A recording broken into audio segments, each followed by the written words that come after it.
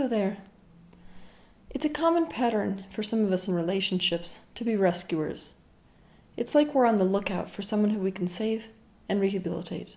A rescuer often feels a duty or obligation to maintain a relationship as it is, even when they are feeling used. A rescuer often makes excuses for someone else's behavior, even when it's self-destructive or harmful to themselves. The rescuer, like everyone else, has needs. But rescuers don't feel worthy enough to ask for what they want and need. Instead, they convince themselves that if they give enough to others, the recipient of their giving will clearly appreciate the rescuer so much that the taker will begin to give back to the rescuer, which is what the rescuer secretly wanted all along. They wanted to be loved, nurtured, and cared for. That is the hope and the fantasy of the rescuer. But because the rescuer has chosen a taker, someone who by definition takes and cannot give because of the state they're in, the rescuer never gets what he or she really wants, which is to be rescued. There is no such thing as a rescuer that doesn't want to be rescued. If we're the classic rescuer which I've just described, it's really important for us to look at the resistance that we have to asserting our needs and wants, to asking for what we need and want. We also have to understand that we have a difficult time receiving. So we have to also look at our resistance to receiving and begin to take steps to open ourselves up to receiving things from other people more and more. Now you might be watching this episode and thinking, well, thank God that's not me. I'm definitely not a rescuer. You can go ahead and think again. Because what I'm about to demonstrate is that most of us are in fact rescuers. Attraction is simple. It's either there or it isn't there, and yet it's a much more complicated thing than you've been led to believe. Many things draw us to a specific person. Some are savory, some are unsavory. But it is to be understood that when we are searching for a mate, we are looking for a match, an equal. We are in fact looking for ourselves in another. In the big picture, opposites don't really attract. One could say that the fact that females and males generally attract each other is evidence that opposites attract. But if you expand your view, you'll see that even though there might be a male and a female, both are human, so same attracts same. In many ways, it could be argued that duality and non-duality is just a matter of perspective. But as it applies to humans, what happens when people are dealing with pain or a baseline vibration is that they swing to one degree or the other. For example, let's take two people, a male and a female. Both of them have social anxiety. Because of that social anxiety, one might decide to become a wallflower, to withdraw from the group and to hide in the corner. Now, the same kind of person who also has social anxiety might decide to swing the pendulum to the entire opposite side. They might become the class clown, developing a facade that they put forth that they can hide behind. Now, it's easy to say if these two people fell in love that opposites attract. But when we look at them closer, we see that both had social anxiety. So the baseline vibration that unites them is exactly the same. Most of the process of attraction is happening on a subconscious level. We are looking for the person who mirrors us the very best. This is the way that the universe, or collective consciousness, ensures the most expansion. Self-actualization is facilitated by our relationships. Because of the law of attraction, the universe draws us to the person who mirrors us the very best. It feels great when our partner mirrors good-feeling things within us, like our caring or our depth or our intellect. But that is not the only vibration that is resident within us. We also have bad-feeling things within us as well, like our inability to receive, or our self-centeredness, or our closed-mindedness. I have yet to meet a person in my lifetime who has never experienced trauma.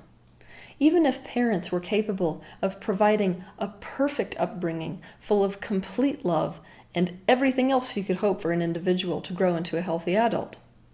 Just the experience of being separated from collective consciousness into a separate identity, which happens upon coming into this physical dimension, is a traumatizing event.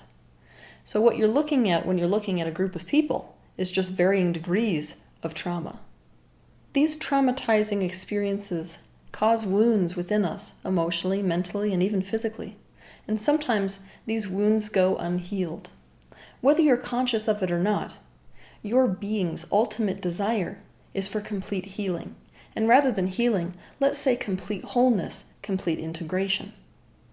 Because of this, you will be drawn towards partners who make you aware of those particular wounds that are unhealed within you. You will be drawn to the partners who mirror those aspects of you.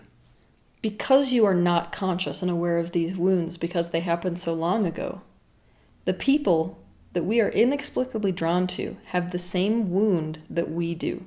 And because they have the same wound that we do, it causes a flare-up in the wound that we both share. Here is where the rescuer dynamic comes in.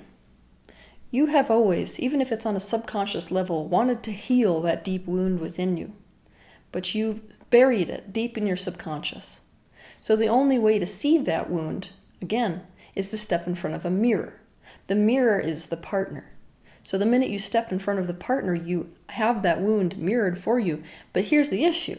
Then you go to work trying to heal the wound in the reflection, in the other person. You try to rescue or heal the wound within you through them. It's as if you're subconsciously thinking, if I can just heal that wound in this other person, I will have healed it myself. You are insatiably attracted to the people who provide you with the opportunity to become aware of and heal that wound, thus becoming a rescuer to that hurt aspect of them and you. Those of you who can recognize chronic patterns that are painful within your relationships need to pay special attention to this particular dynamic, because painful relationships that are chronic in their patterning tend to be the result of people who are chronically trying to heal their own wounds through other people. We are, in essence, trying to heal ourselves or love ourselves by loving them. Take a very objective look at what you are attracted to about the people you have been in a relationship with or are in a relationship with. What are you drawn to again and again? Rather than get lost in how any of them were different from each other, begin to look for what they had in common with each other. Then ask yourself, what am I drawn to that keeps causing me problems? For example, a woman might look back over her dating record or relationship record, and she might notice that all of these men seem to be different at face value, but the thing that they all have in common is that they're all athletes and they're all loners. She is insatiably attracted to outcasts who are lost with nowhere to belong. She might recognize that the fact that she's been with athletes isn't causing her pain. What's causing her pain is the loner aspect that all of these men have in common. The reason that that aspect is what's causing her pain is that chances are about 50-50 that you end up with somebody who's lonely for reasonable reasons, or someone who's lonely because of their personality. Loners tend to keep people at arm's length. They tend to be emotionally unavailable. So no one really wants to spend time with that kind of person, and that might be just why they're alone. So she notices that when she gets into a relationship with these type of loner men, she ends up feeling even more lonely than she did to begin with. They end up mirroring her own wounds of loneliness. You see, the reality, if this woman was to look deep enough, is that she herself is lonely. Her wound is that she feels like a loner who is lost with nowhere to belong. She is attracting men with her exact same wound. She is subconsciously convinced that if she can get a loner who is lost and who doesn't belong to feel lovingly connected to her and feel like they belong with her, she has solved her own loneliness problem. When this woman thinks about the prospect of being with a man who is not lonely and who is not lost and who feels as if he does belong in the life he's living, she feels as if there will be no space for her in his life. She fears that he will only make her feel like she does not fit in, and thus feel lonelier and more like an outcast. This woman is trying to rescue herself through the men she is with. She is trying to rescue and heal the parts of herself that need healing through him. We look for others who have the same wound so we can heal ourselves externally. We are chronically drawn to rescuing in this way, but we are vicariously trying to rescue ourselves. Here's another example. Say that a man looks back over his relationship record. Even though the women he's been with might seem different at face value, he notices that they all have something in common. They have all been unstable, they have all been dark, and they've all been negative. Also, they've all had this driving urge to be famous. which of course to us means that they lack a sense of significance. This man notices that even though all of these women have been beautiful, that's another thing they have in common, the fact that they're beautiful does not really cause him problems. What's causing him problems is the fact that these women are unstable, dark, negative, and don't feel their own significance. The reason it keeps causing him pain is that these common personality traits in the women he has been with always end up making him feel emotionally unstable, hopeless, and as if he's sinking into a dark space.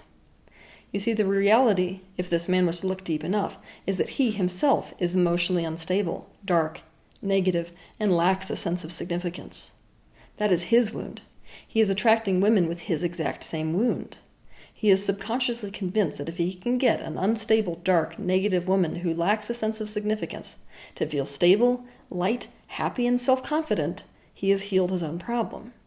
When this man thinks about the prospect of being with a woman who is stable, light, happy, and self-confident, he feels a sense of panic. He feels as if he will be exposed and cannot hide his dysfunction and is ultimately not good enough for her. This man is trying to rescue himself through the women he is with. He is trying to rescue and heal the parts of himself that need healing through her. If your relationships are chronically painful, chances are that what you have in common is your wounds. You are trying to save yourselves through each other, and as the other person exacerbates your wounds, you will beg them to solve the problem and make you feel better, but the pain just gets worse. The more time you're with them, the bigger this mirror becomes. I will give you a hint that the thing we most often try to rescue in others is the deepest wound or the most extreme pain in our own lives. A while back, I did a video called Find Your Negative Imprint, Find Your Life Purpose. I encourage you to go watch that video again and to see what your negative imprint might be. Once you find that, it can give you a good clue as to what you're trying to rescue through your partners. Once we become aware of what our real wound is within ourselves, we can stop trying to heal it vicariously through the other person, and we can focus on healing that within ourselves. For example, the woman in the previous scenario could take steps to feel less lonely. She could also make different relationship decisions so that she chooses men who make her feel as if she has a companion instead of men who are emotionally unavailable. The man in the previous scenario can change his life in ways that make him feel more stable. He can start to develop positivity and also develop self-confidence so that eventually he can feel a sense of his own significance. Awareness causes healing and integration to occur spontaneously. So often, being aware of the wound within us is enough to increase our frequency to the degree that we are no longer attracted to the people who mirror our wounds. That leads to better feeling relationships. That being said, all that's left to ask is one question. What is within you that is in need of rescue? Have a good week.